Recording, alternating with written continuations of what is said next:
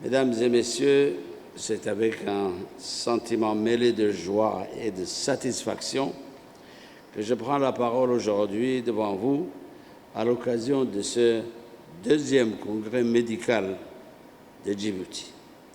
Permettez-moi en premier de souhaiter la bienvenue à l'ensemble des éminents scientifiques, experts, chercheurs, cliniciens, soignants, institutions et partenaires internationaux présents parmi nous. Votre participation à ce congrès démontre que l'avenir se construit toujours dans la coopération, la mutualisation des connaissances et le partage des expériences. Mesdames et messieurs, aucune nation, aucun continent ne peut bâtir un système de santé solide s'il dépend exclusivement des connaissances et des solutions produites ailleurs. Le XXIe siècle doit être celui où l'Afrique produit sa propre science, développe ses propres protocoles, documente ses propres pathologies et conçoit ses réponses en fonction de sa propre réalité. Ce congrès est une illustration que la recherche médicale panafricaine n'est pas une utopie, mais une réalité, un impératif politique, un levier de souveraineté et en même temps un investissement stratégique pour notre avenir. Comme vous le savez, les défis sanitaires de notre continent sont multiples et polymorphes. Ce sont des maladies infectieuses persistantes, des maladies chroniques en croissance. Ce sont aussi, hélas, des mortalités maternelles ou encore des émergences de nouvelles zoonoses, pour ne citer que celles-là. Ces défis ne peuvent être surmontés, ni résolus par les seules approches venues d'ailleurs. Ces défis nécessitent une intelligence scientifique africaine enracinée dans les réalités sociales et environnementales de notre continent. Mesdames et messieurs, notre position géographique particulière au croisement de l'Afrique, du monde arabe et de l'océan Indien fait de notre pays un véritable carrefour sanitaire.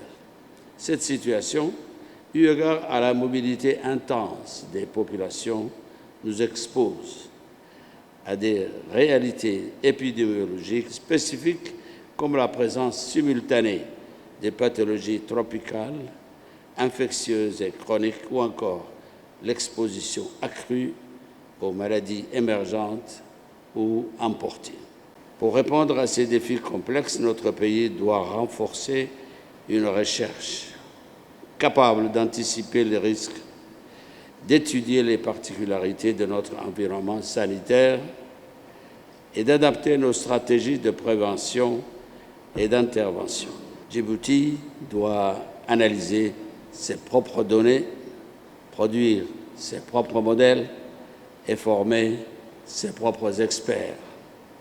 C'est pourquoi nous avons mis en œuvre des réformes pour moderniser nos institutions, renforcer les capacités de surveillance épidémiologique, améliorer la formation continue et consolider la couverture sanitaire universelle.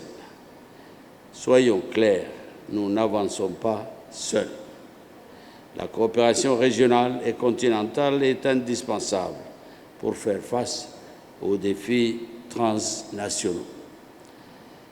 Les transformations climatiques que nous observons ne sont pas seulement un enjeu environnemental, elles sont aussi un enjeu de santé publique majeur. L'évolution des températures,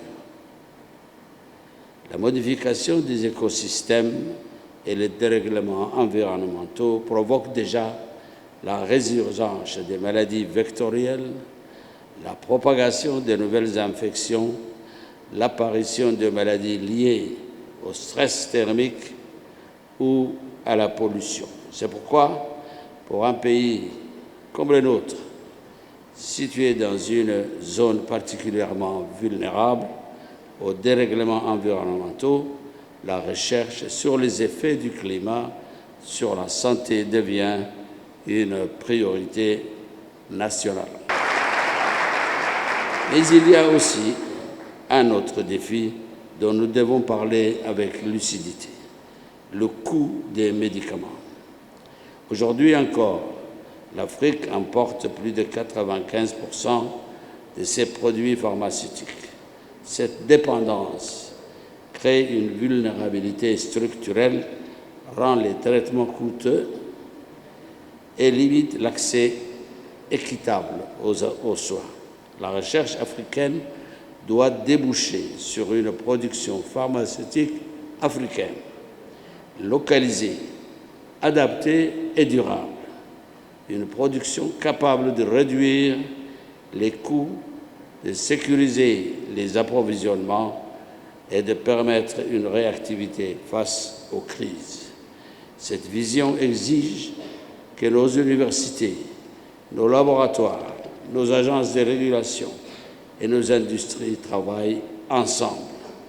Le savoir ne doit pas rester dans les publications scientifiques. Il doit se traduire en médicaments, en vaccins ou encore dans des outils de diagnostic fabriqués en Afrique. Pour les Africains, je formule le vœu que les recommandations issues de ces 3 jours de travaux soient traduites en actions concrètes qui bénéficieront à Djibouti, à la région et au continent. Je vous remercie de votre attention.